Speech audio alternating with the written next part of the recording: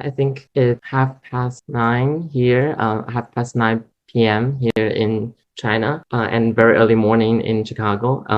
So let's start our event. Hello, everyone. Thank you for attending. This is the Transnational and Situated Seminar Series hosted at Shanghai Jiao Tong University School of Humanities. And my name is Blair Donglai, and I'm the host of this series. And today I'm very excited that we have Professor Hong Sosi of University of Chicago as our main speaker. Professor Sosi is a renowned sinologist and university professor at the University of Chicago, teaching in the Department of East Asian Languages and Civilizations and in a committee on social thought. He is a fellow of the American Academy in Berlin and a member of the American Academy of Arts and Sciences. His work attempts to bring the lessons of classical and modern rhetoric to bear on several periods, languages, disciplines, and cultures. Among his numerous books are The Problem of the Chinese Aesthetic, Great Walls of Discourse, The Ethnography of Rhythm, Translation and Citation. Are we comparing yet? The Making of Barbarians, that's the latest one in English, I guess. The Making of Barbarians, Chinese Literature in Multilingual Asia, just published last year. And in Chinese, there is a new essay collection just published this year called 如之和. I noticed there is no Chinese, no English title for this book yet. I guess it might be very difficult to translate 如之和. Well, so my own translation for that is comparatively speaking. That is wonderful. Yes, I think they should put it on the book cover. It will be very interesting. Yes, so it's published by Nanjing University Press just this year. He was also a Guggenheim Fellow and served as the president of the American Comparative Literature Association. I met Professor Sosi almost like 10 years ago when I was just embarking on my journey as a comparative literature major in London in 2014 when he came to London to do a talk. And I remember the topic was something related to Confucianism and classical Chinese poetry in intercultural encounters between East and West. And that was my first serious contact with the discipline of sinology in a way. And he introduced me to the work of many Chinese comparative literature scholars working in that field, like Zhang Longxi. And I greatly appreciated that. It really opened up new horizons for me. And I have been following his work closely ever since. And this term, I'm teaching at Shanghai Jiao Tong University in the MA in Modern Chinese Studies program, and we have this compulsory course originally called Sinology or 中国学 or China Studies, just very simple. But since I came to it, I thought I would add a little prefix to it. I now changed it to a critical introduction to sinology and China Studies because I find the terms like 汉学, 国学, 中国学, these terms are very difficult to conflate and translate in a way, right? And I also feel like I've been trained, because I've been trained in post-colonial studies. There is always this difficulty I found in balancing my sense of awe for the historical tradition of sinology as a field, but also my cynicism for some of the Orientalist aspects of the field. And also there's this latest debates about the concept of sinologism a lot of scholars are involved in. So I, when I came to this course and I was thinking about the lineup of speakers for the series for this term, I immediately thought of Professor Sosi, and I'm really curious what he would say about this whole debate and his reflections on sinology and East-West encounters as a devoted sinologist involving in the frontiers of the research in this field in the age of globalization, right? So I'm really grateful that he agreed to do this talk for us. And the title of his talk today is Mingled Identities and Lives in Translation, China as a Calling from Materiality Onward. So before we start the talk, just some housekeeping rules. So as per usual for this series, there's no strict time limit for the speaker. So Professor Sosi can talk as long as he wants. And when he finishes, we will move on to the Q&A session with me and the online audiences. You can type your question in the chat box first, and then I will unmute you so that you can ask it for yourself. Before you ask your questions, please identify yourself by introducing your name, your affiliation, or maybe your major. And please be aware that the entire event is being recorded and will probably be uploaded online later. So yes, without further ado, let's welcome Professor Sosi to deliver this wonderful talk. Thank you so much. Thank you. So I'll set my timer for 45 minutes, which I think is probably long enough for a talk, and try to keep my remarks within that space. That way, I hope we'll have plenty of time for questions and conversation. So I'm very happy to be addressing the Transnational and Situated Forum, because to say transnational and situated immediately evokes the question of point of view, right? A situated scholarship is one that acknowledges its point of view and doesn't present itself as being, simply the objective truth about things. And transnational, of course, involves you in the space between nations, which means always a space where there is some competition and conflict of power and loyalty and legitimacy and so on. I'm very interested in both those dimensions because, in a way, they are inseparable from the practice of China studies as I understand it. I want to comment on a couple of points in the title that I gave earlier. When I said from Matteo Ricci onwards, I'm afraid that was too ambitious. I should really have said 以利玛窦为例, using Matteo Ricci as one example of a kind of a tendency, because there's simply not time and space to narrate the whole story of China studies from 500 years ago to the present. Second thing I want to mention is China as a calling. I want to insist on that word, right? Because in one sense of the term, right, a calling is a 职业, right? It's something that you do, like a job. It's a professional identity that China scholars take on. But the somewhat archaic meaning, which is tied up with ideas of religious vocation or of one's life purpose, makes calling a somewhat more serious term. And you might even think in a sort of a Heideggerian sense of a call that comes to you from somewhere, right? A voice from the beyond that says, here it is. This is China. This is interesting. This is important for your life. So much more than 职业 then. It's really about a kind of vocation. All right. So anyway, that by way of preface. I've been interested and maybe a little bit dismayed by the meanings that have attached to the word sinology over the 40 or so years that I've been engaged in China studies. The word simply, logically, it simply means the study of things of China. And therefore, anybody who is studying things from China could be considered a sinologist in terms of the simple etymological meaning of the word. But it's taken on the connotation of the study of China done by people who are not Chinese. Right? Yes, Professor Sosi, sorry, I think you need to share your PPT first. I will in a moment. Yeah. Okay, cool. Yeah, I'm still. Don't worry, I'll do that when I get to. But anyway, it's come to mean the study of China by people who are not Chinese. So that implies a kind of a model taken from Edward Said, right, in which knowledge is power. Therefore, wanting to gain knowledge means wanting power. And usually this is meant as wanting power on behalf of the colonial nation state. And that, I think, is not really accurate as a description of the people who are drawn into the study of China, right? Many of them are people who are by no means affiliated with colonial projects. They're anti-colonial in the majority. They have their doubts and questions about this and that, just as they do about their home cultures.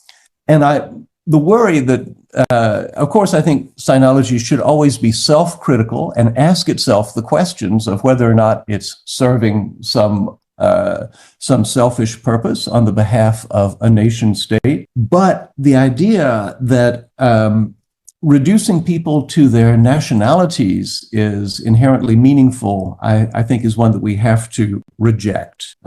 And there's also a kind of an anti-intellectual vein in the idea that gathering knowledge about foreign countries is in some way suspicious, right?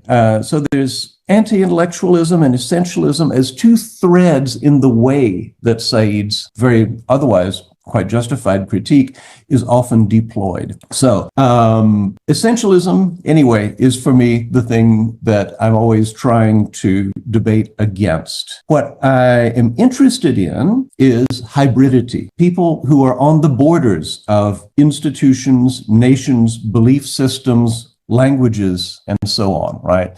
Who are resisting the simple identification with those categories. And today, what I want to investigate is life in translation, that is, translation as a form of life. And I'm taking that phrase from Wittgenstein, who, as you know, he begins his career as a philosopher by trying to fix the meaning of terms and inserting them in logical structures from which you can derive truth. And as he goes on, he begins to notice that what's important about words is not their meanings, but the way they're used. And in the later works of Wittgenstein, he talks a lot about languages as being part of a form of life. For example, I don't know, just come up with a random example.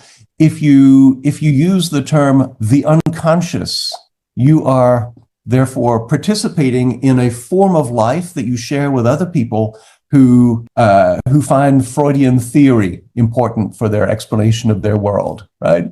So thinking of translation as a form of life is what I want to do today together with you. And that's what draws my interest in the Jesuits in China. Right? I'm not particularly attached to the missionary project or to Catholic doctrine.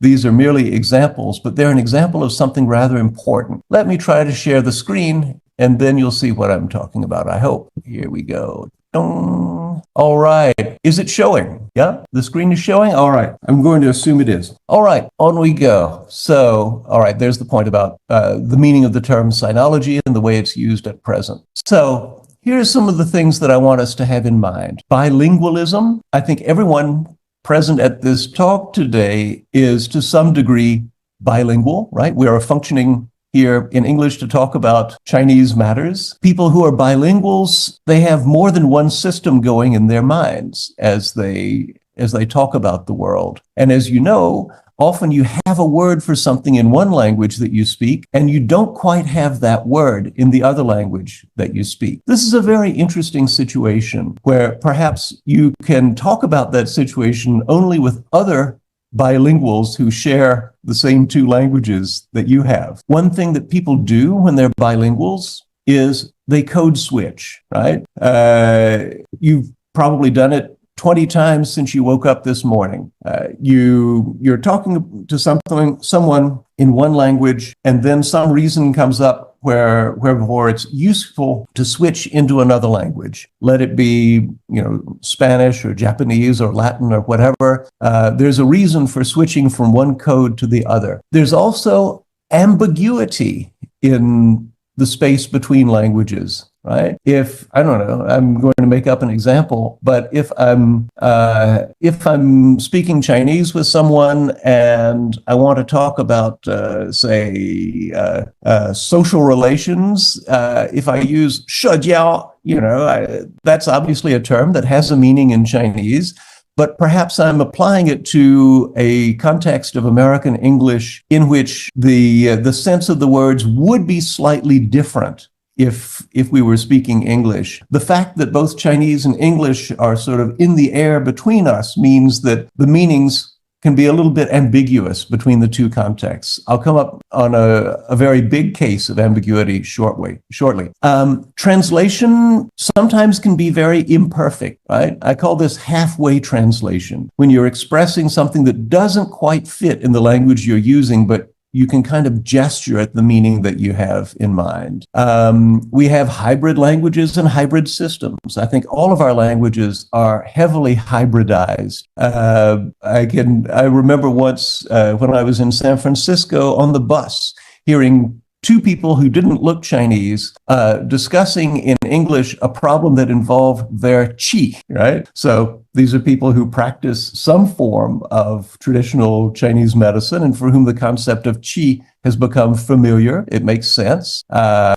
Is qi an English word? Yes or no? Well, maybe it's not a question of yes or no, because if you keep using qi in English, and if you have a community of people who know what qi means, then it has become part of English, right? As English hybridizes. As Lu Xun said, right, 路是人走出来的, and the use of non-English words in English or non-Chinese words in Chinese is an example of how usage can create hybridity. Anyway, these are the things that I want to talk about today in the context of 17th century translation, but always with an implication for the present. As we think about translation and culture, I also want to insist that there's a temptation to talk about identity. There's a temptation to talk about relation and to think of these as two polar ways of talking about say, hybridity. But I want to insist that it's not really a polar pair, right? It's not that if you have more identity, you have less relation, or the other way around. In fact, it's kind of a spectrum, right? There are various degrees of loading our terms with implications related to identity or implications related to relation. This sounds a little abstract, but I think you'll see what I mean as we get on with the discussion of translation, which translation, of course, is one form of life that involves identity and relation and complicates both of them. So, Matteo Ricci, for example, of European sinology, not necessarily of world sinology, but he's a good example. He's the person who came to China, was extremely intelligent, also extremely ambitious in the way that he addressed his Chinese contemporaries and tried to participate in Chinese life from his arrival in China in 1582 until his death in 1609. So we can see him as the proto-sinologist for that particular public. Let me insist, parenthetically, that there were lots of other people who were not part of China, but were gathering knowledge about China. People in Japan, people in Tibet, people in India, later on, people in Africa, people in South America, all kinds of places. And all those publics had their own versions of sinology, which had sometimes something to do with the European form, sometimes not much to do with the European form. We can't identify China study as being just the European variant, although the European variant is very loud and attention-getting. So I want to limit my implication here when I'm using Matteo Ricci as an example. He's not the example, but he's a good example to think with. So, all right. So Matteo Ricci was acquiring knowledge about China. He was translating what he knew into European languages, primarily Italian and Latin, and the messages that he sent back to Rome were quickly translated into French, German, Dutch, English, other languages, and circulated all around Europe, became part of the body of knowledge that Europeans could have about China without going to China. Ricci was also transmitting knowledge about Europe to China, right? And he was doing that with a certain agenda, with a filter, right? He was, let me be frank, he was not always terribly truthful. He was presenting a strategic image of China, of Europe to China, just as he was presenting a strategic image of China to Europe because of his particular missionary agenda. In any case, the knowledge about China that Ricci transmitted to Europe transformed what could be known and thought about Europe's own beliefs and history. That's something I want to emphasize, right? It's not simply that China knowledge is kept in a separate compartment for China scholars only, but thinking about China, reading about China, discovering Chinese philosophy, Chinese religion, Chinese political organization, as well as Chinese techniques of various kinds, these changed the way people thought about their own cultures. And something like that is what I mean by life in translation. You can be affected by the translation dynamic without necessarily being a translator or a bilingual person yourself. On the personal level, when you learn a new language, you have to learn a new way of being yourself in that language. I think that's something that we all experience, right? And it's a curious thing because the you that speaks that other language is different from the previous you, right? Maybe you become a better person in that other language. Maybe you're more complex. Most likely, much of the time, you're frustrated by the fact that you don't have the same words and references, and therefore you can't fully be the self that you used to be in your home language, but you're becoming somebody new. Right? That's another case, I would say, of this ambiguity, the imperfect translation, the hybridity that goes together with the situation of translation. And by the way, I would add parenthetically that I really ought to speak Italian all the time because I'm a much nicer and more cheerful person when I speak Italian. Let's go on to a concrete example. This is probably not very readable on your screens, and I apologize for that. I'll explain. This is an excerpt from Matteo Ricci's report home, the reports that he wrote about his progress as a missionary and sent back to Rome to his superiors in the Jesuit order. And these were collected in the 1940s by an Italian priest named Venturitacchi, and then published as several very thick volumes with useful annotations. It's a fabulous primary source. This is Matteo Ricci writing about what he's seeing and thinking about and analyzing in his daily life in China, and also strategizing out loud about how he's going to change China. Let's see. Let's go to a section that I translate out of the page that I was just showing you of Ricci. So in this passage, he's explaining the different belief systems in China. He says, oh yeah, there is, you've got different sects in China, different religions. You've got what he calls the scholars, right? The religion of the scholars. These would be the Rujia, right? The Confucians. The idolaters, the followers of idols, of images. These would be the Buddhists. And then there are the magicians, the Taoists. And he has a few paragraphs on each one. He's not really very interested in the magicians. He thinks that their job is just to sacrifice to bring the rain and things like that.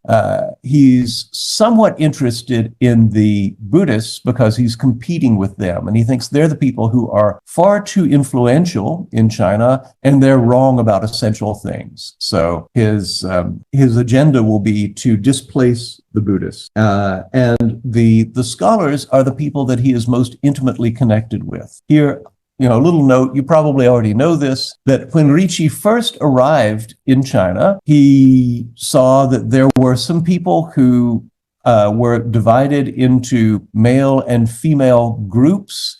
They didn't marry. They had a special diet. They went around living on charity.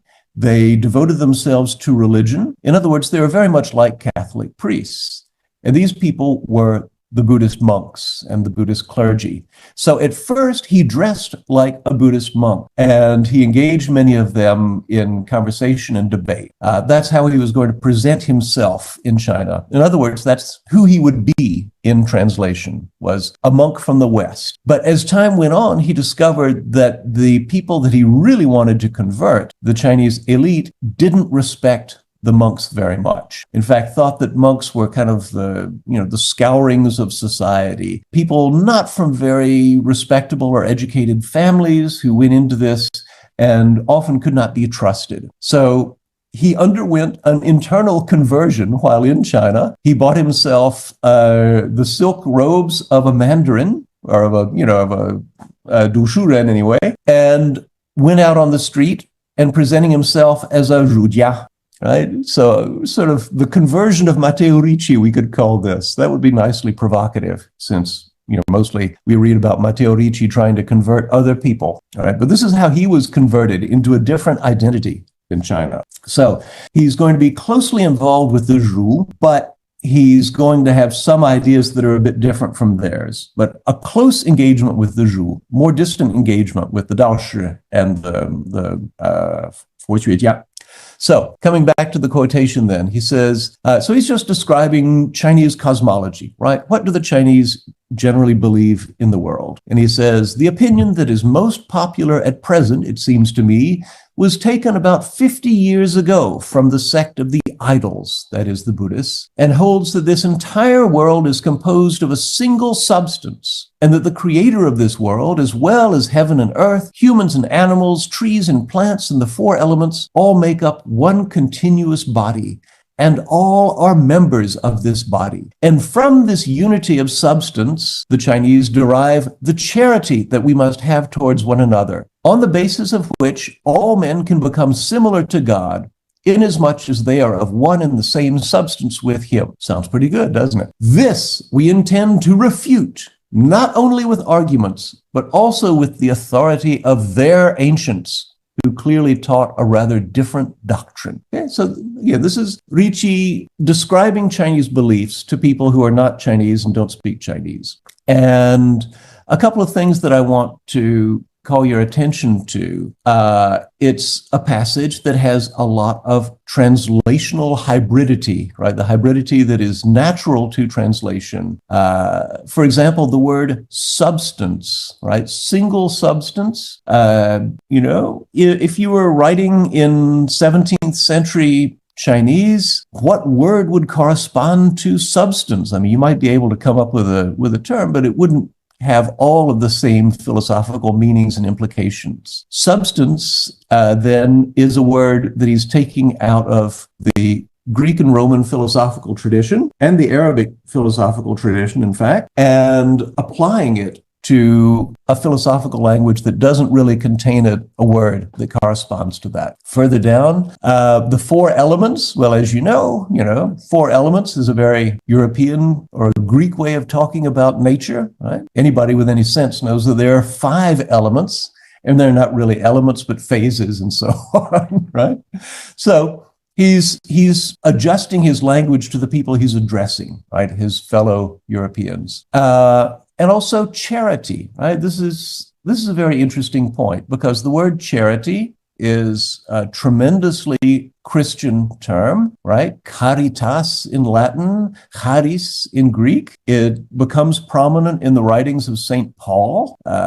Greek philosophy didn't really talk about charity previously. I mean, there were ways of being well disposed toward other people and generous and so on, but the specific concept of charity is really of Christian origin, but he's using it in a Chinese context to describe a conclusion that Chinese thinkers have arrived at. So that's interesting too, right? There's some hybridity and ambiguity, right? Clearly he's translating the term zhen, right? But is charity the same thing as ren? Well, people have been arguing about that for 500 years. And Matteo Ricci is kind of staking out territory here. All right. So anyway, so he paraphrases a certain set of beliefs, and then he says, I've got arguments against this belief. And furthermore, I've been reading ancient Chinese philosophy, and it's different from this. This set of beliefs that is popular right now in 1600 emerged only about 50 years ago. Now, if you go to this edition, there are some helpful footnotes that are made by the annotator, but they often go sort of wide of the mark. Here, in the footnotes, there's a lot of talk about Zhuxi. And okay, Zhuxi is sort of involved in this, but this specific sentence in Ricci, I think, is very clearly a paraphrase of something that we are familiar with from Wang Yangming, right? Just to keep in mind the version that Ricci was writing in speaking to Europeans, and have a look at this. This is,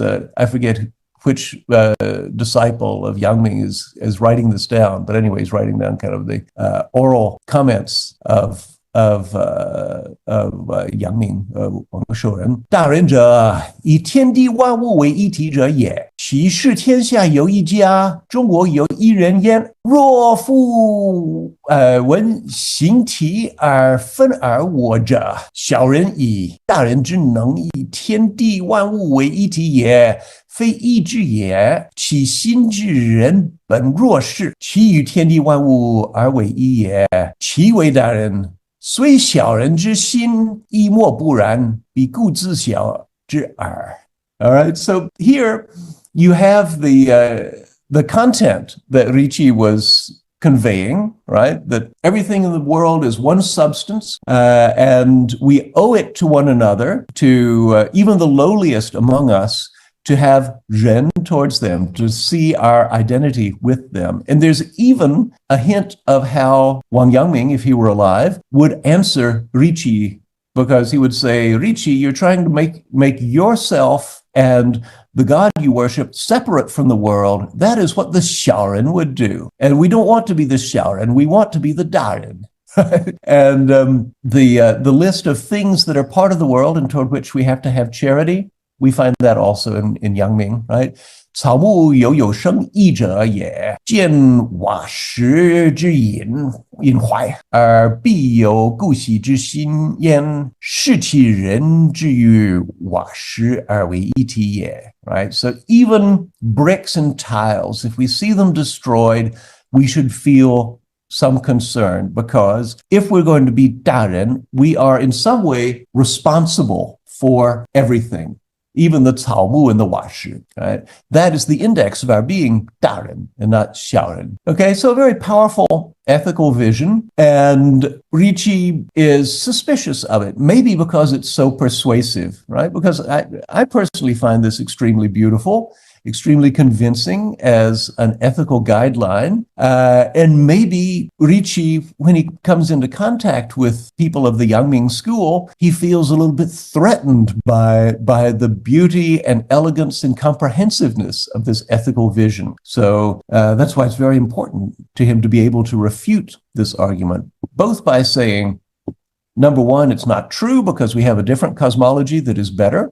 And number two, because this is really something that Yangming invented, and he took it from the Buddhists. Right? So the two arguments, of course, are separate, but both will be useful for Ricci. But now, in this sort of dialogue between Wang Yangming and Matteo Ricci, Ricci is making himself into Wang Yangming's interlocutor. He's choosing to participate in a particular conversation, and it's just one among the millions of conversations that were taking place in Ming Dynasty China, and he wants to influence that conversation in a particular way, right? This is all stuff that he could never have done if he had stayed in Europe. That would be outside the realm of possibilities. So by coming to China and by engaging with the Yangming Pai, he's becoming a different person. And in fact, speaking biographically, Ricci was in conversation with Li Zhi, who represented one particular position among the followers of Yangming. Now, if he had been successful, Ricci would have changed the way Chinese people think about their own tradition and made it more hospitable to the teachings he was bringing in from outside. Right? So again, conversation is not simply adding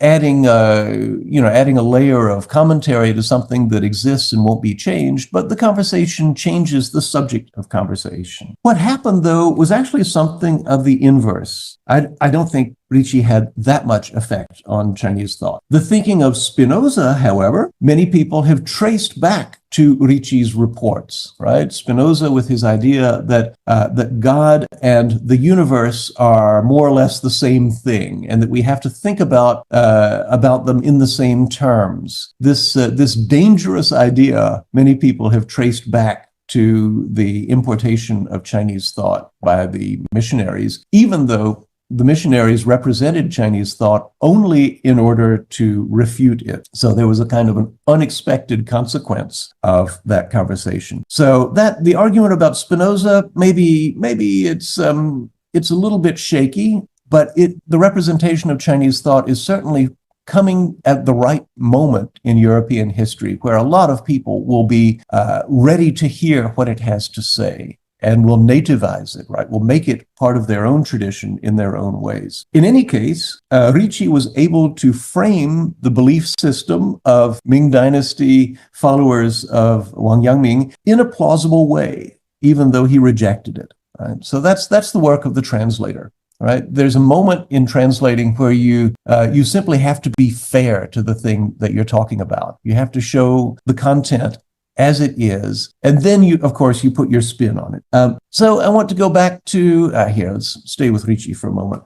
So I want to emphasize again the idea that by doing the kind of work he's doing as a missionary, Ricci is not just going in one direction, right? It's not a simple linear transfer of Catholic belief into the Chinese language made to happen by the missionary, but rather the missionary is participating in a form of life that I'm calling translation, which is not the same as life without translation or before translation. All right. Many people think of Ricci only as a person who translated a content from A to B. I think of him as a person who lived in the channel or the medium that he was creating between A and B, a channel that changed both A and B. If you think about translation as a linear transfer, then we tend to assume that we know what A and B are, right? We know what Catholic doctrine is. We know what Chinese philosophy is.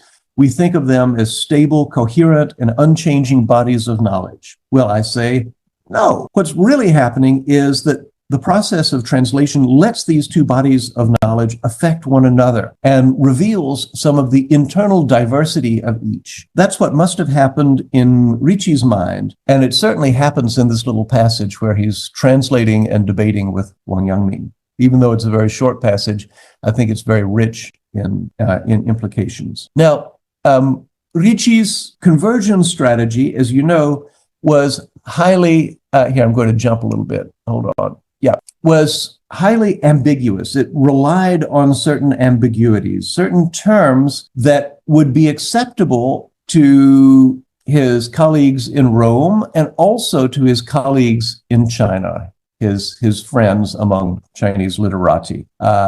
Most obviously, the term Tian, right? Where they could all sit around talking about Tian, and inside their heads, they might have very different representations of what Tian meant, but they could come up with sentences that both agreed were true about Tian, right? If you really got down to it, you might find that they were talking about different things, right?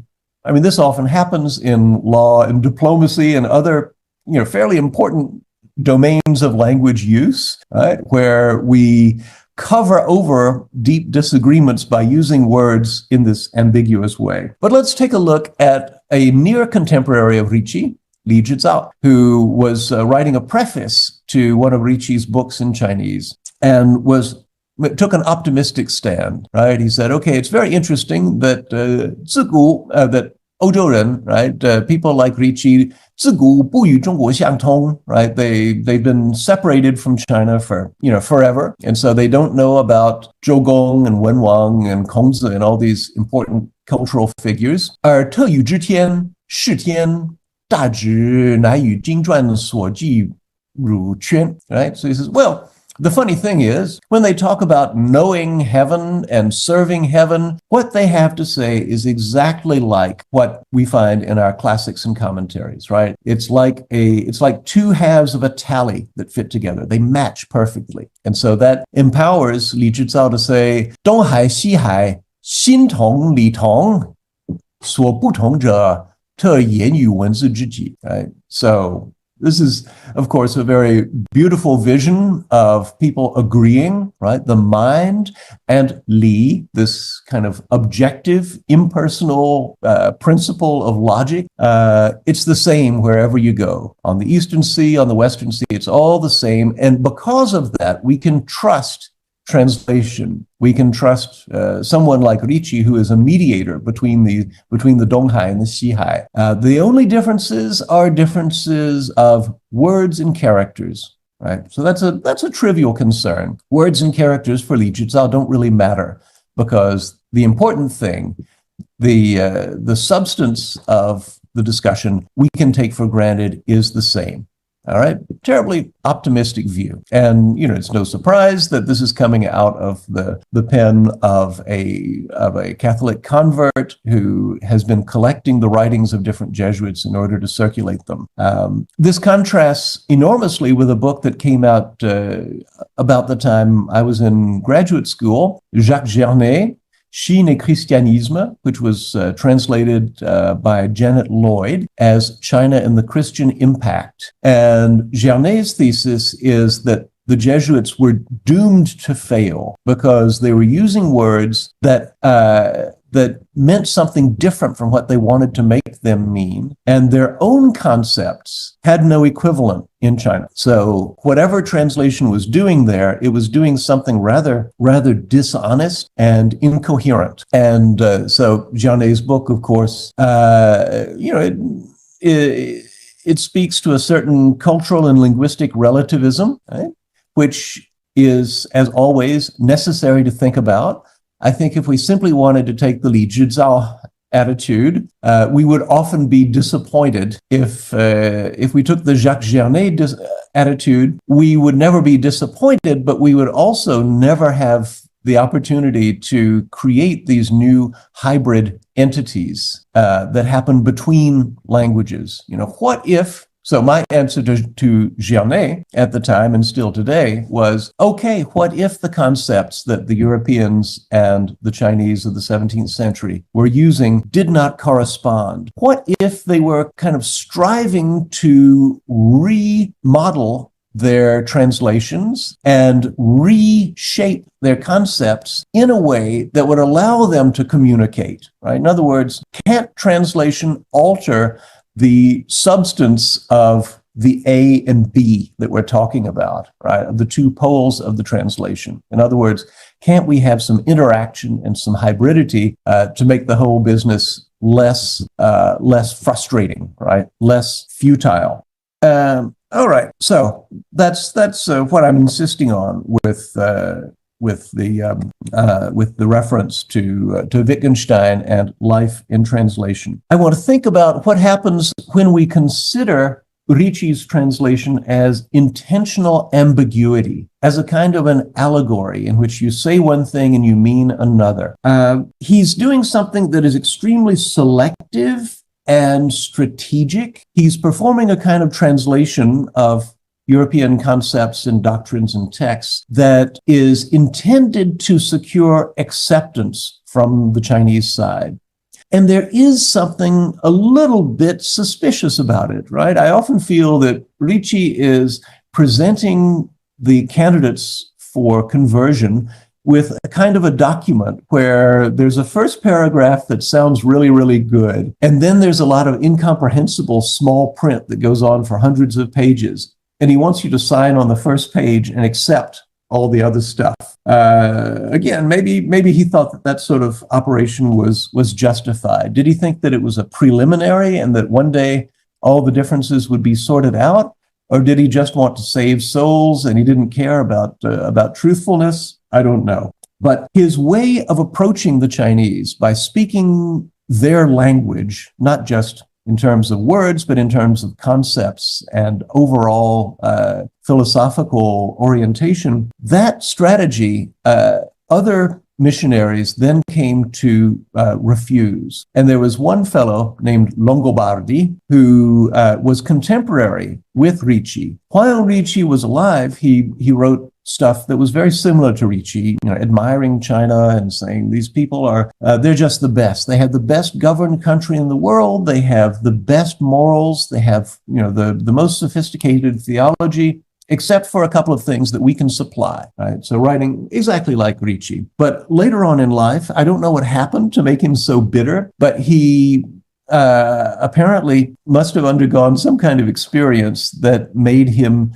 distrust the language of the Chinese. And so he writes a little text refusing Ricci's strategy of assimilation that was seen as so scandalous that it was apparently suppressed for about 100 years. It was first published in 1701 when there was once again a controversy about the Chinese rights. I think everybody knows a little bit about this controversy. And in his polemic, he says, the Chinese language has words only for material things. When they say tian, they don't mean heaven as a kind of a divine principle that is conscious and that rewards good and punishes evil. When they say tian, they simply mean the sky. And so everything is based on a misunderstanding, he says. When the Chinese seem to talk about moral and theological issues, they're actually faking it, but they don't know this. And he calls them apes of the truth.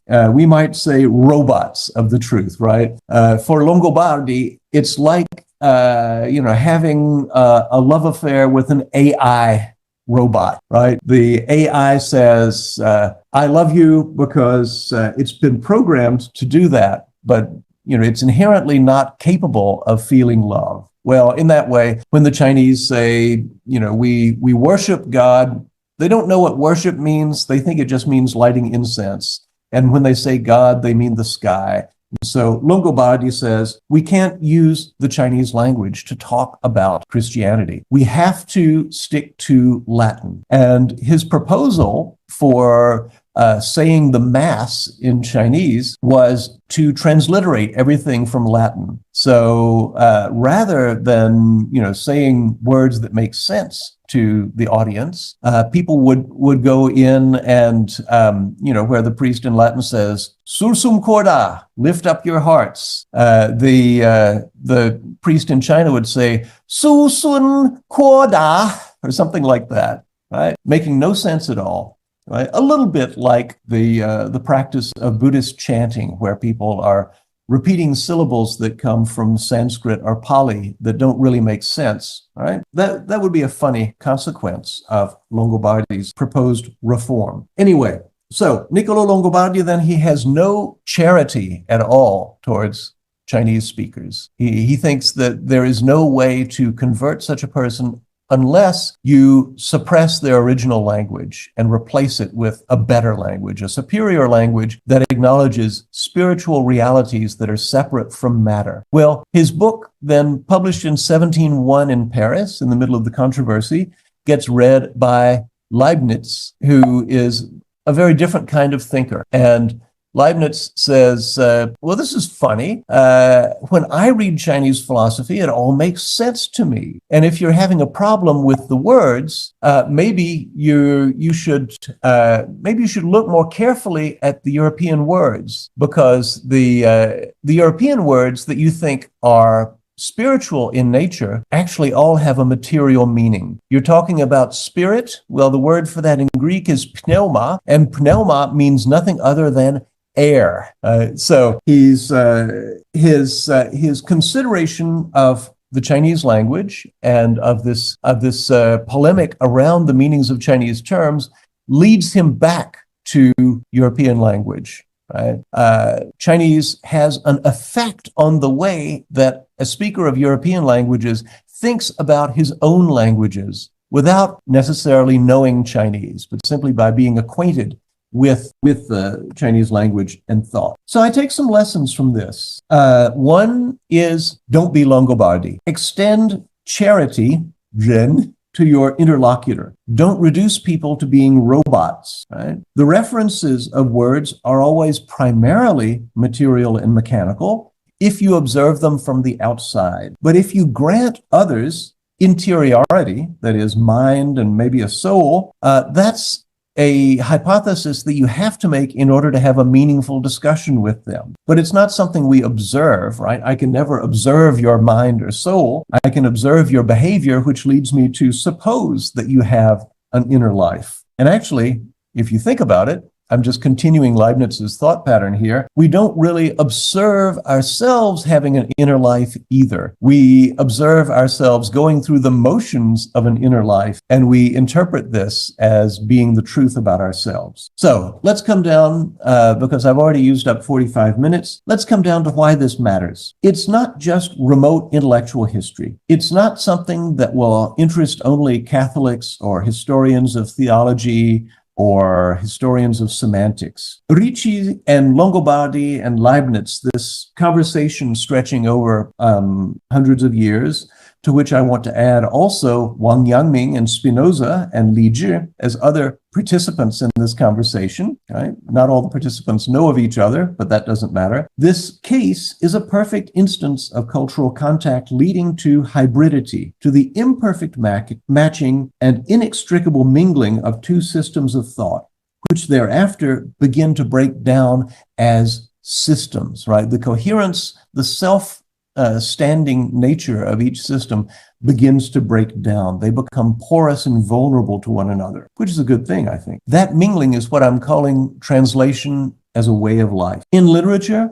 we know that translation constantly has an effect on new writing. There's often a critique of that. People read translated books and say, oh, this is not pure English. This is not pure Chinese. This is Chinese or English that has been polluted, adulterated by the other language. I have some quotations about that from Dr. Johnson and other people, but I'll skip over them. There is, on the other hand, a school of thought that says that translation that reads stiffly, right, 硬译, as Lu Xun said, is a good thing because it announces that it's bringing things from outside. It lets you see its foreignness. I'm on board with that theory, although I also want to insist that if we talk about foreignizing translation in a puristic spirit, if the foreignness becomes a kind of an essence that we're judging translation by, then that too falls back into a kind of a polar essentialist mode of thought. So I want to make room for the plurality and hybridity that are intrinsic to translating. About the practice of translation in China studies, I've been thinking lately about David Hawkes. My friend Fan Shengyu has published a very beautiful book about David Hawkes as translator. And one of the things that he makes me notice is how experimental and impure Hawkes's translation style is. He doesn't just translate Hong Lo Meng sentence by sentence, but he rewrites it as if it had been written by a 19th century British novelist, which is, of course, contrary to fact, and in many ways doesn't accurately represent the book that we know as Hong Lo Meng, but is a very ingenious way of finding new readers for the book. And we could make it something controversial. We could say this is an illegitimate appropriation of something that is, purely 18th century, purely Manchu Chinese, or we could open the door to this kind of hybrid experimentation that I think that Hawkes is doing. So if we think of sinology as a hybrid discourse and not a colonial one, I think it changes its aspect quite thoroughly. There is a lot of colonial sinology, of course, but those people are usually not convincing. They don't translate with sympathy, and they don't let themselves be changed by the things they are reading and translating. They have not learned anything. They've only confirmed their pre-existing prejudices. So that kind of scholarship and translation, I'm very happy to downgrade. Learning about China, causes a person like me to question their inherited frameworks. And the availability of different frameworks also makes it possible for Chinese people to dissent from tradition and authority in new ways, right? The people who read Ricci and did things with his thinking that nobody was expecting, least of all the missionaries, those are very many. Without hybridity, identity becomes a kind of a sterile repetition of the same. And that, I think we can all agree, is not what we want in the world of transnational and situated knowledge. So there we are. Okay, I went a little bit over my 45 minutes. I apologize for that. And I'd love to entertain some questions if there are. Thank you so much, Professor Sosi. That's such a rich lecture. And again, I think it shares a lot of similarities, at least in spirit and in this emphasis on the creativity, but also hybridity and transformative power of translation and life in translational practices. So it shares a lot of the similarities with the article you just published that I just read in PMLA called Translating Translations as One Does. I really recommend it to everyone. So I guess I will leave some time for some of the audiences to come up with their questions and just take the privilege of the host to ask you some questions I have. So I think I have maybe two questions broadly conceived. So the first one is more about the discipline of sinology. So I wonder whether you can say more a little bit about the differences between sinology and China studies, and then how do we translate them into Chinese, right? So there's been a lot of debate about 汉学, 国学, 中国学, this kind of terms. It's all mixed up, and I wonder, what do you think about the state of discipline of sinology? For example, I think you must know that in Australia and New Zealand, under the leadership of Jeremy Barmay, they're trying to come up with this new thing called New Sinology, and it's a more holistic approach to China studies that brings together classical Chinese study with contemporary concerns for international politics, for example. So it's a more kind of practical sinology, but also grounded in the humanistic spirit. What do you think of that, right? And what do you think of our role as a comparative literature scholar can do in this? Because you are very famous for your State of Discipline book around 10 years ago on the role of comparative literature in the age of globalization, right? So I feel like there's something that is sitting in between all these debates, and maybe you can clarify or enlighten us about your thinking, in terms of your thinking on all these questions. And then the second one is a more specific one. So I've been thinking about the role of translation as well. And of course, in academia, especially in the humanities, as we do translation studies, from a more culturalist perspective or comparative perspective, we always tend to emphasize the creativity, or the hybrid power, the transformative power, the kind of going in between status of translation, right? But outside academia, as you know, in the so-called profession of translation, there seems to be a lot of emphasis on qualification, justification, right? And when they say, oh, you should be the translator of some language to another language, A to B, the standard practice is that you still have to be the native speaker of the destination language. And this seems to be quite counterintuitive to the general progressive trend to say that we should not be grounded in our kind of identity that is just that we are born into. For example, just because I'm a Chinese native speaker of Chinese, that I can only translate things into Chinese. If I, for example, master English to such a degree that I am confident to translate something into English, right? Why can't I do that? But most publishers would reject this kind of translator, right? So I just feel like between the professional conception of translation and our academic conception of translation in the broader culturalist term, there's still this gap. And I just find it quite hard to address, right? I just found whether maybe, but I see a lot of potential in your arguments that, throughout history, actually before the modern period where we categorize everything into, okay, this profession, that profession, people were much more flexible in terms of transferring their knowledge between systems. And I see a lot of potential in how we can utilize this historical tradition to transform the way we run the professions. And I just wonder whether you have observed something like that in a more kind of modern period, maybe, or do you remain pessimistic as I was in terms of how receptive they could be, the profession could be towards this conceptualization or reconceptualization of translation, more broadly speaking? Yeah, just these two questions as starting points for some discussion. Yeah. So, if I wanted to give a definition of sinology that would be, rather bland and thin, but I think, uncontroversial, I would just say that it's a branch of philology, right? Philology, the study of texts and languages. And so sinology is what you do when you're reading texts from the massive tradition of things written in Chinese. China studies, I think, is broader, right? And when you say China studies, the implications in English tend to tilt more toward the contemporary. If there's a question about climate change in China, for example, they're going to Google people who are in China studies and not people who are in sinology. Although I happen to have some nice Qing Dynasty texts that do talk about climate change. However, no one is going to ask me, the sinologist, to do that. So, but also China studies is broader. If you do Han Dynasty text studies, you could still be said to be in China studies, right? But I'm not sure if someone interested in contemporary politics would usually be described as doing sinology. And of course, to do a lot of contemporary stuff, you don't have to be very much engaged with the language.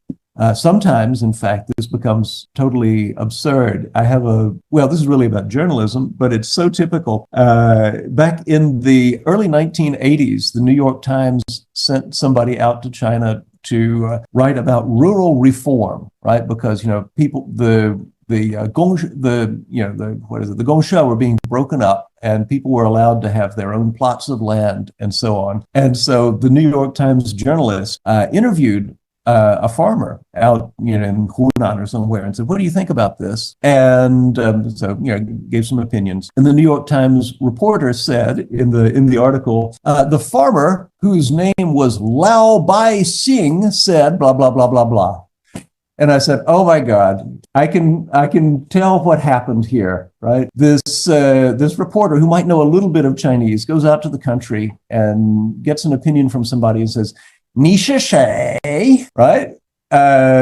Who are you?" Thinking that he's going to get the person's answer. "My name is blah, blah, blah." But the hearer hears that sentence and thinks, "On what authority are you telling me this?" Right? "What is your social role?" And the guy says, 我就是老百姓. And the fellow says, "Okay, Mr. Lao, thank you very much, Mr. Lao. May I call you 百姓?"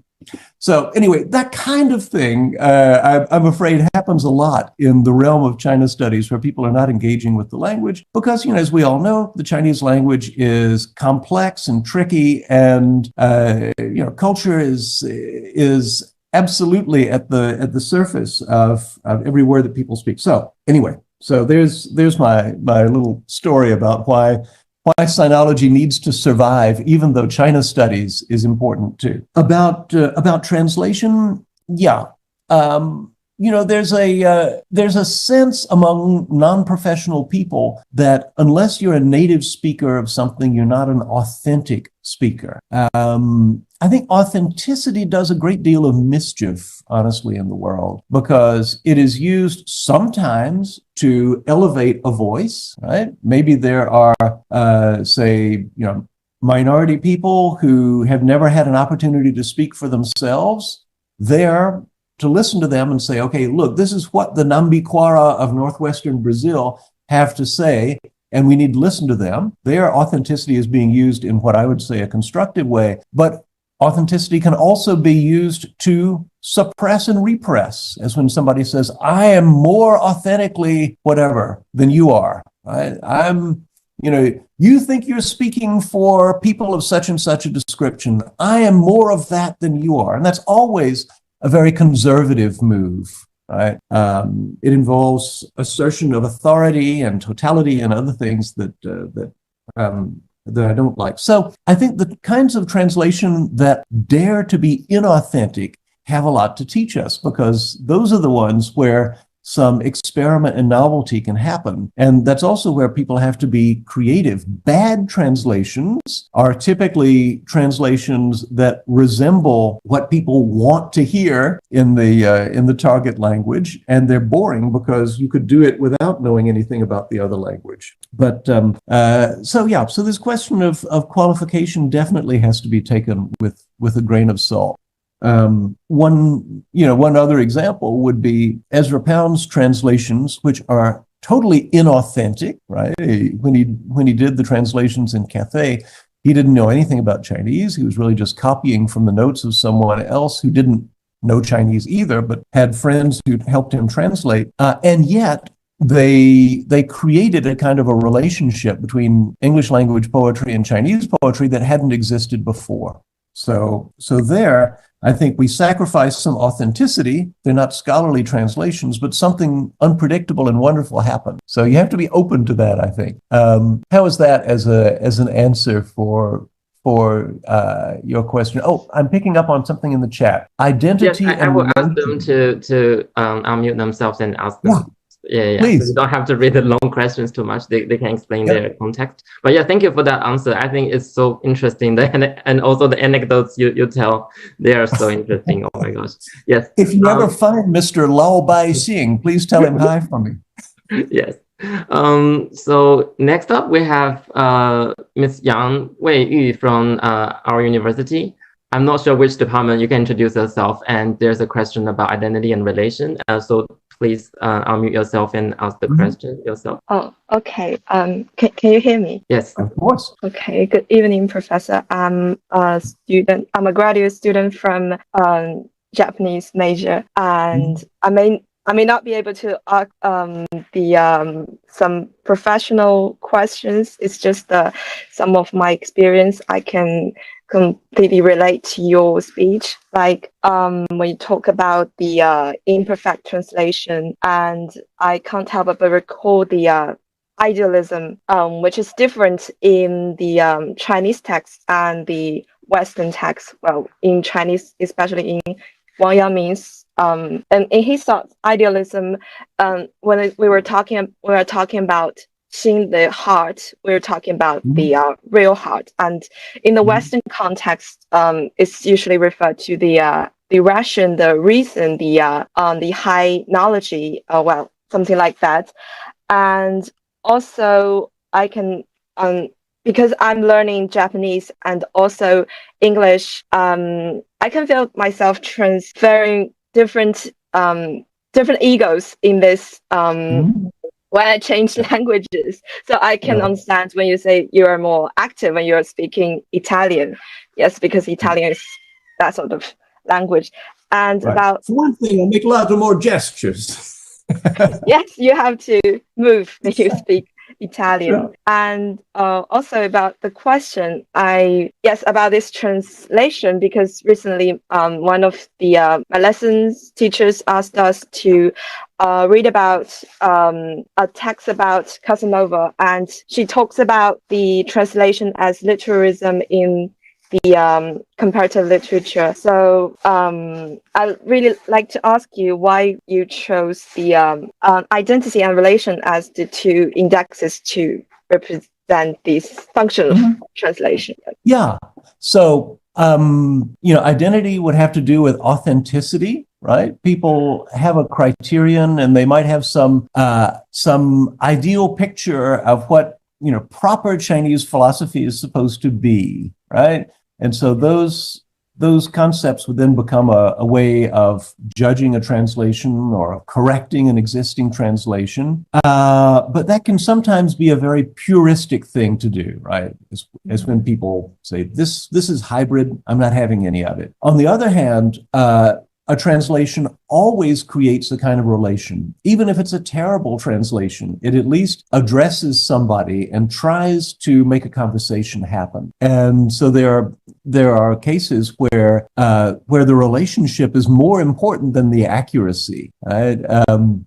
I was just thinking of Ezra Pound's use of Chinese in Anglo-American poetry is one example, right, where he's using it to destroy an existing tradition, and he can do that only by starting out from a point of view that is so different from the kind of verse that people were writing in the late Victorian era. If you compare, if you just go back to poetry magazines of 1915 and see what people were writing, and then contrast Pound's Cathay, you can see what's going on, right? And suddenly everybody wants to write like the Tang Dynasty Chinese. It's an astonishing transformation. And so there must have been a need, and the relation comes and supplies that need, and then new things happen. So the philologists looked at Pound's Cathay and said, oh no, this is wrong. This is totally wrong. He mixes up two poems, he gets the meaning of this word wrong and so forth, but that doesn't really matter so much as what it made happen. So I guess, okay, if we want to think of identity, at that end of the spectrum as having to do with authenticity, then on the other end, where we're talking about relation, I would say effectiveness is the upshot, right? What does it make happen? Because translation is, after all, an act in the world. So I guess that's how I would make those things connect. Thank you for the good question. Thank you, Professor. So we have several students from my class who are eager to ask questions now. So they're taking the Critical Introduction to Sinology and China Studies class. So next up we have Caitlin. Are you ready, Kate? I am ready. Sorry, I thought I could start the video myself, but it's fine. Hi, Professor. Thank you for the lecture. I think it's really interesting, this kind of like the previous student was also saying, the unpredictability of translation, when done by humans, like as a fundamental human kind of thing, you never know what's going to happen, and there's always the potential for fallacy and stuff like this. So I'm going to read my question, if that's okay, because I won't remember it because it's too long. But on a tangent from like the 17th century Chinese sinology, on the topic of translation in a society increasingly inundated with technology that is able to do this task of translation much faster than the human analog method of learning a language and then translating it afterwards.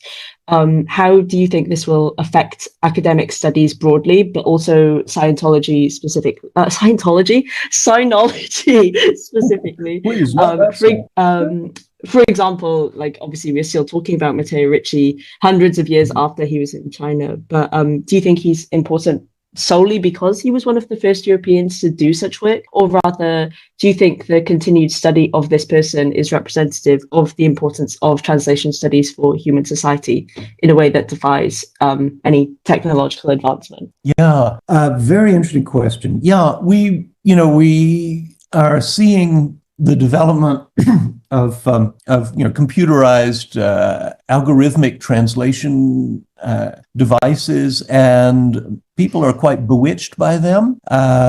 The utility of these things I can't deny, but the one question for me is, what's the role of human beings in this? Shouldn't there be a human speaker looking in on the translations and checking to see what they say and imply? So I'm afraid that's a little bit old-fashioned, as if the humans are supposed to set the standards and not let the machines run wild. And of course, I hate to think that I'm training all these young people who will go out in the world and have no jobs because they're computers who do everything faster and cheaper. So I am instinctively resistant to the idea that the computers will replace them. And this is something I worry about quite a lot, of course. I try to be as optimistic as you, but I'm not sure. Yeah. Well, we may get to the point where we start smashing the machines. Who knows? It didn't work out very well for the 19th century Luddites, but then, maybe that will be the way we go. But coming back to it, though, one reason that someone like Ricci matters is that he created a lot of the equivalences that become just taken for granted. One case that will, I think, sort of carry the point. When we talk about saints, right, Catholic saints in Chinese, we use the word sheng, right? Sheng Bida, for example, right? Saint Peter, Sheng Baoluo, Saint Paul, and so on. Why is sheng the word we use for these individuals? Because if you're reading around in 17th century Chinese, the major context in which people use sheng is in things relating to imperial power, right, or otherwise cultural power, but significantly it's political power, right? The shengzhi is the edict that comes down on high from the emperor, right? So what is Ricci doing when he devises sheng as the word to be used for saints and so on? In some way, he's trying to appropriate the glamour of imperial power for the significant figures in the history of Christianity. And, but you don't notice it if it's just a word that you've grown up with and, every day you walk past the Shengbi de Jiaotang or whatever, right? It becomes just part of your reality. And I think any computer that's given the word saint will spit out sheng as the equivalent, but knowing why somebody strategically and, possibly creatively or deceptively appropriated sheng as the word for those people, that's the kind of thing that so far at least the computers are not good at doing. So reflecting on terms and rhetoric and so on, that's what I hope there will still be room to do. Does that make sense, right? It does. And I think it's also in terms of, like you were saying about, the optimism of like, we still need humans to do these jobs. Obviously, when you use translation apps, there are always mistakes, which is, like you said, with the specific words, we're not at a stage yet when the technology can replace the people. So that's a good thing. Yeah. Let's keep our fingers crossed. Knock on wood. Thank you. Thank you. Right. Next we have Maria. Maria, ready? Yes. Hi. So, well, first, thank you for the lecture, and also, if you can tell me if you can hear me. Thank you. I can hear you very well. Oh, okay. So my question was more specific about translation, because so I did my undergrad on translation, and we've always had this debate on whether we should add like translators notes and like more historical or like more background into this story. So my question was, if you think when you're doing a Chinese into other language translation, if we should add more of a historical or philosophical or any type of context that we think the reader might need to understand the text, and also if we should only do that on texts that are more like specific for the for sinologists or just to be studied, but or also add them to like novels and like short stories, because there's a lot of people that think if you add them to a novel, you're just kind of like breaking the flow and not letting the reader enjoy the novel. Mm-hmm. Yeah, it's a good question of technique. I think in some situations a lot of footnotes are helpful, but the ideal would be if you could somehow translate in a way that would suggest what's going on without having to add a comment, right? Yeah. And so Hawkes is very good at this. Just to go back to David Hawkes, simply because I'm thinking about him. I'm also teaching Hong Lao Meng this quarter, so I'm thinking about that book a lot too. And the way that Hong Lao Meng is woven of many, many different kinds of language, right? You've got monks who speak a kind of a monkish language. You have doctors who speak doctor language, officials and tradespeople and servants, and every person kind of has their own language that's characteristic of their background and what they're thinking about. And so Hawkes reaches into the whole history of the English novel to find languages that somewhat correspond to those languages in the original. And he does it in an extremely ingenious way. And so in that way, you can suggest something without having to footnote. When Cao Xueqin is making puns that sort of point to a different meaning from the obvious meaning, right? Like when he says in chapter 1 that the Zhen Shiyin and his family live in Shili Xiang, right? Shili is in 10 miles, but the 19th century commentators say, by this is meant Shili, right? Practical and advantageous, right? That is kind of a critique of contemporary society as being full of selfish people. Hawkes doesn't bother putting in a footnote, but he simply says they lived in a street called Worldly Way. So it's a very good choice because it has an echo of old-fashioned English allegorical writing like Pilgrim's Progress, right? Where the people and the places all have these very meaningful names that refer to, moral categories and so on. So it took him only 2 words to kind of sketch out that background, and the job is done. So there's an instance anyway. If you can do it unobtrusively, I think that counts as genius in translation. But if you can't think of a way to do that, happens probably a lot, then the footnote becomes necessary. And I guess the footnote is a symptom of what I'm calling halfway translation. Somebody else might come along and do it better later on. Yeah. Okay, thank you. Sure, thank you. Thank you for that great example from Hong Lao Meng. That's really interesting. I think we have time for one final question. And Amalia, do you want to ask the question? Sure, thank you. Can you guys hear my voice? Yes, indeed. Great. Thank you so much for the presentation. I really enjoyed that.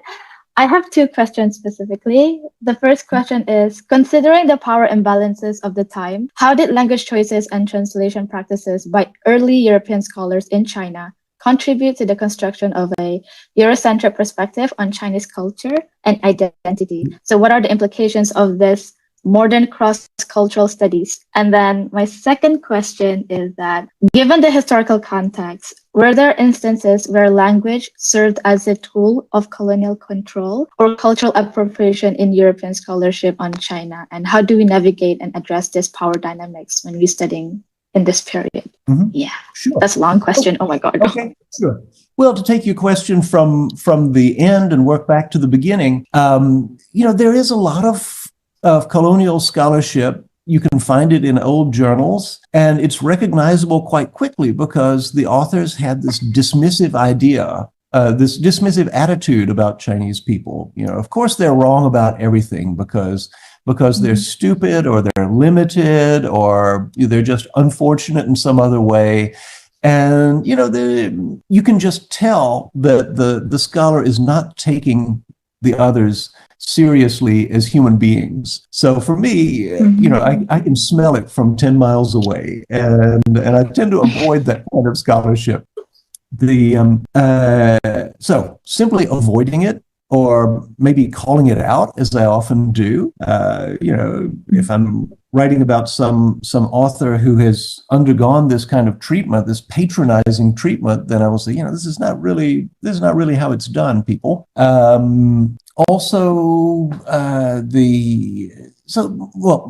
guess primarily just the sense that, the people one is translating and studying are, they are fully equipped human beings. They have the whole range of mental and emotional and moral capacities. You just have to take that for granted. There's also, a kind of writing about China that is friendly but patronizing. Here, this is written often by people who think of themselves as being very, great friends of the Chinese. But the Chinese are, in these constructions, they are lucky because they are poor but simple. No, come on. China was an enormous empire when all of the countries that Europeans come from were tiny little principalities where nobody ever took a bath. There's this kind of noble savage attitude is absolutely out of place. You find that less in the scholarship and more in the translation. I have an absolutely hilarious example in my blog that I put up recently. An example, by the way, from the 1940s by a translator who was active then, and who published a very well-regarded anthology of Chinese poetry. But it's just, just makes you sick to read it. So if you're curious, you might go to printculture.com and see this translation by this fellow. Anyway, so you always have to have a sense of why the translator or the scholar is engaging with this material, and where their personality comes out. And in other words, you never take scholarship just as a fact, as a given, right? It's always got to be in the debate somehow. Power relations, that's a very interesting situation because, of course, up until the Opium Wars, nothing that Europeans did or thought about China had much effect in China, really. That I see as kind of the watershed that forces Chinese to think differently about those weird foreigners from far away. And, sadly, the Qing dynasty was just not up to the task of modernizing itself. And maybe there was a problem that they didn't have the thorough support of the population, because they were, after all, an occupation dynasty, right? When we talk about colonialism, we can't forget that colonial relationships happen within Asia and among Asian people, as well as between Asians and Europeans, right? I mean, it's just a dynamic that is all over the place. So, the Qing had to deal with a lot of unrest on their own territory, and they probably couldn't cope with these foreigners that they didn't understand well. And intellectual people were coming up with their own kinds of response that are, very sophisticated and which also the outsiders couldn't understand very well. If you read the way that the contemporaries of Kang Youwei, for example, talk about his thinking, he is miles ahead of them as a historical thinker, and they don't understand this.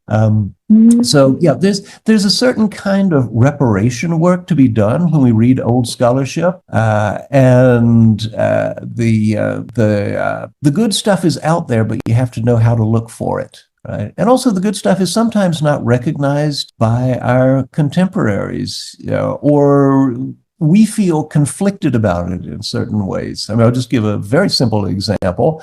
Pearl Buck, right? Bao Zhenzhu, definitely somebody who loved China, who gave her life to talking about China and helping people understand China, but her ways of doing it and her reasons are, in some ways not available for us now. Right? So we have to kind of read her with a feeling of, yes, but, right? It's not quite that. That's not how I interact with this culture. And yet, it's worth knowing about. Many cases like that, where at least I have a kind of divided reaction and so I try to, pick out the diamonds and let the mud stay where it is.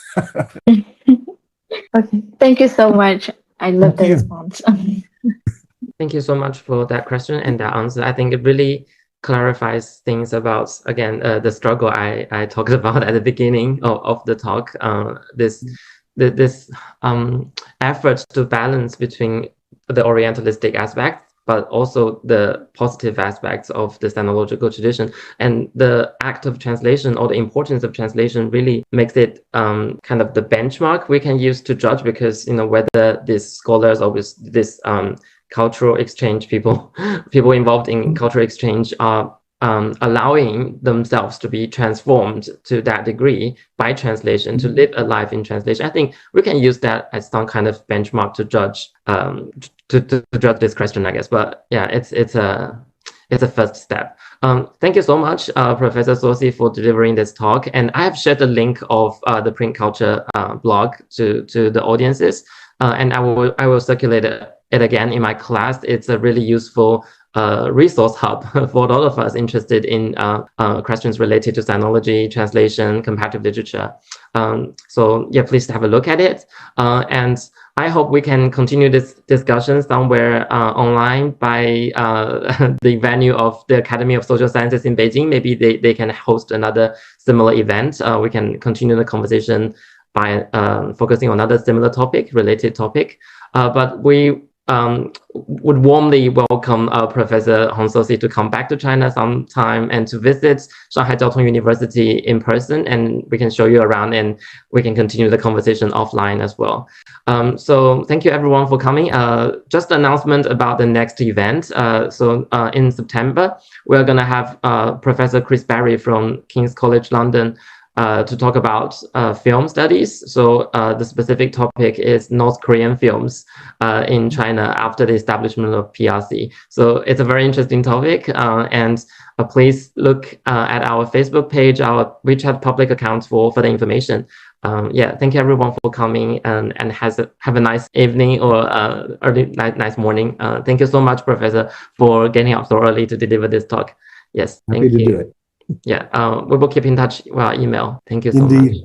All right. Thank you.